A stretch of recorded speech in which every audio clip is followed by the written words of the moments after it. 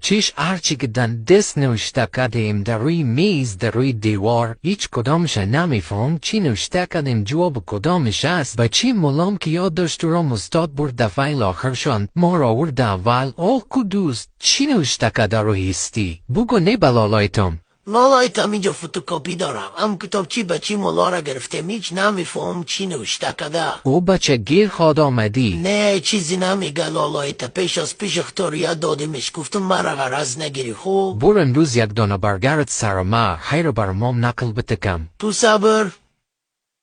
بگی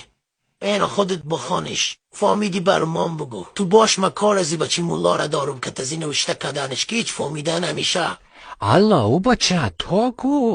که گیر ما میکنه ولی ناکام خو خیره ای تو بوکس کنه مورا